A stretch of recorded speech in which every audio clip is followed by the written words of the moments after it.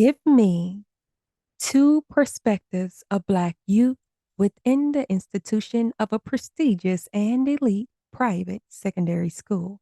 And if navigating this predominantly white space isn't enough conflict, stare in the competition of selection as candidates for senior prefect and an anonymous troll. This thrilling and suspenseful novel will have you second guessing open doors and critically analyzing opportunities. Are you ready?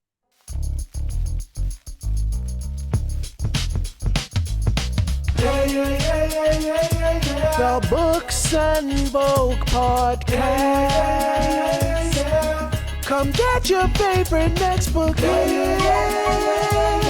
Books and Vogue podcast with Catherine Brad.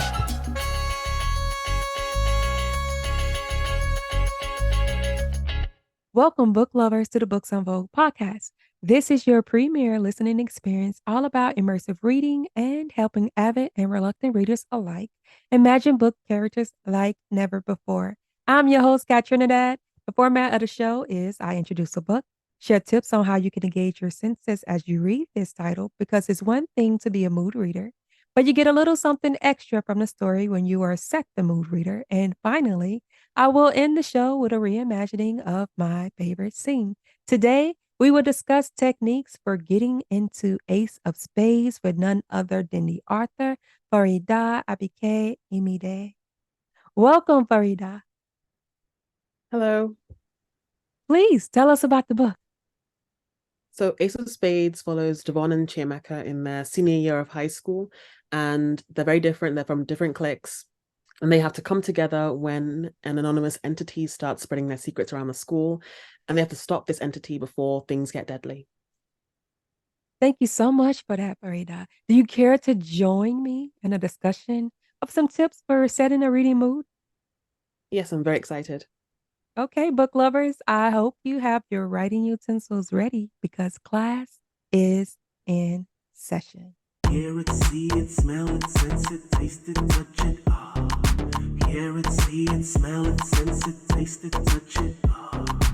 Hear it, see it, smell it, sense it, taste it, touch it.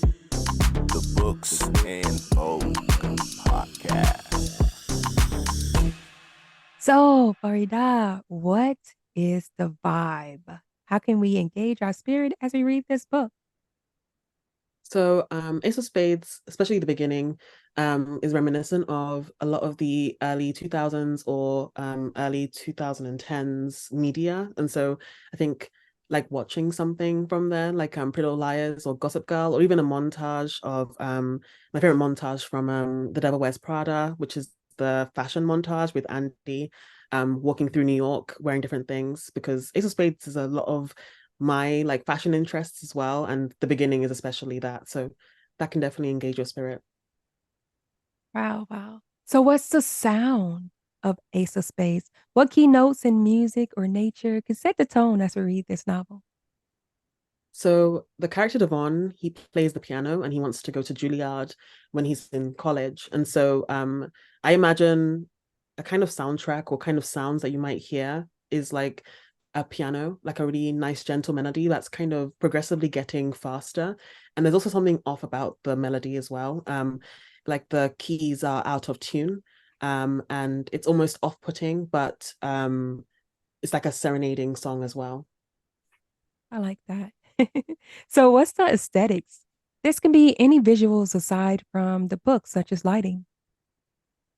So I think that a lot of people would describe Ace of Spades as quite moody, but I think it starts off being kind of a brighter palette and then progressively gets darker. And so I definitely think, it starts off more pastels because it starts in Chiamaka's kind of fairy tale, rose-tinted glasses world, and then it progressively gets darker as the ignorance and like the veil of like the truth is like revealed and lifted.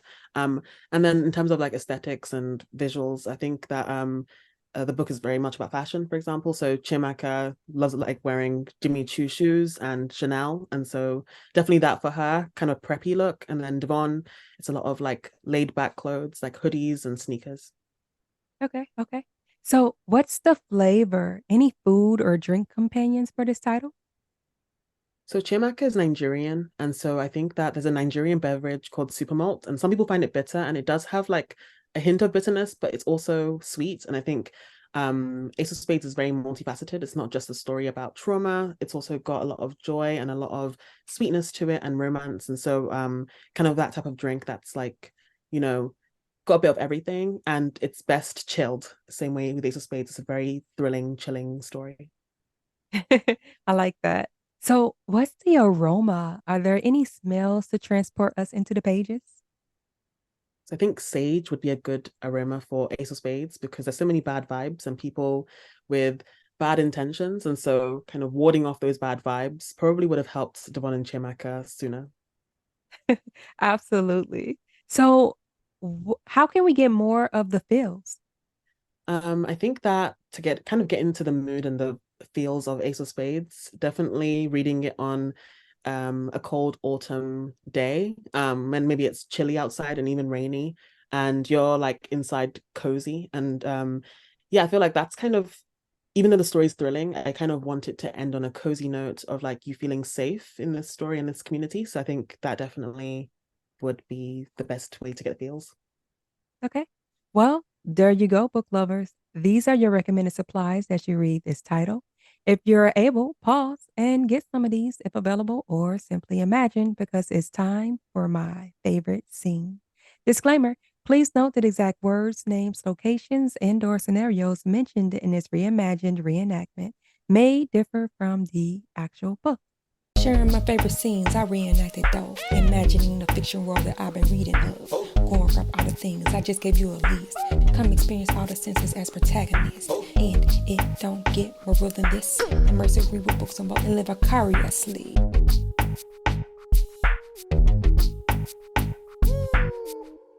The Makeover, starring Faridah Àbíké-Íyímídé as Chiamaka Adebayo and Kat Trinidad as Devon Richards. Okay, I'm here. It's in a timely manner. Now, what's so important? Come on. Okay, geez, you don't have to drag me. Okay, so we have 5 options that I think would fit you from my dad's closet. Pick the one you like the most, and I'll leave you in here to change. 5 suits. Okay, you really have it all laid out. They all look so different. One is made from velvet, another laced in gold. Just pick one. You have a range of styles to choose from. I mean, I don't know you all that well or what kind of suit you'd be into, but you can't really go wrong here, especially since your day-to-day fashion sense doesn't exactly make your taste extremely obvious to me. You dress like you're purposely trying to make some kind of statement about ugly garments. It's hard to gauge what someone who wears the same dreadful hoodie, pants, and sneakers every day would wear when it comes to formal outfits. How about this one? Yeah, I like this one. You just picked up the first one. It's the plainest one. What? It has black lapels and a black bow. I should have seen this one coming. That's really plain.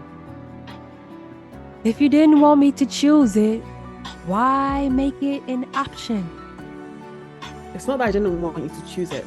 I just think it's a little bit boring. I mean, we're going to be on national television in front of all the people who wronged us, so I thought you'd want to dress nice for once. How about this one? This one is the flashiest. The blazer is gold with satin lapels, a black bow, and black pants. Much better. I'm gonna go and change now. We'll be back in a few. Wow, you look nice. Thanks. Where are your shoes? On my feet. These are my favorite Vans. You can't wear those. Why not? They clash with your outfit. What size are you? I'll see if my dad has anything that might fit. He should have some simple loafers or... I'm comfortable. I don't want to change into your dad's shoes. Why are you being so difficult? At least one of us will look the part tonight, I guess. That's what counts. Can you at least let me do something to your hair?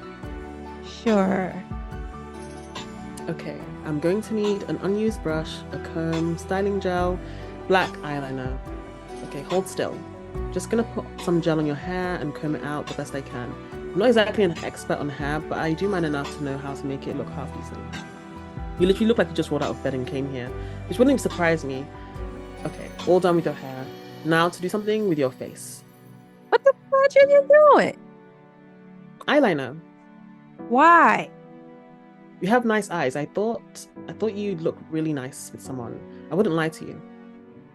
Oh my goodness. What did I sign up for? Okay, you didn't say no. I'll take this as my cue to continue. Book lovers.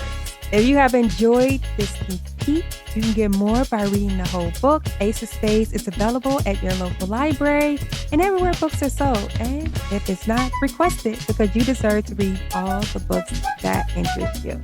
And if you have already read Ace of Spades or in the middle of reading it, let me know in the comments what you like to do to set the reading mood because I would love to hear from you. So please leave your feedback.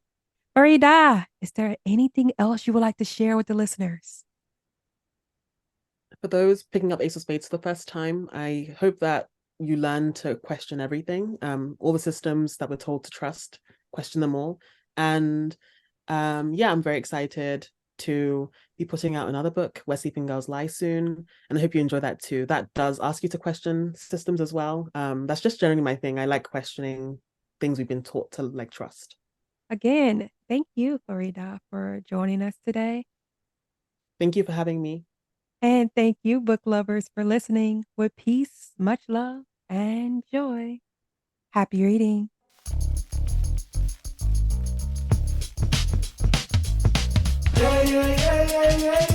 The Books and Vogue podcast.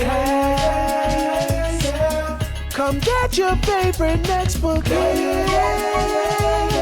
Books and Vogue podcast.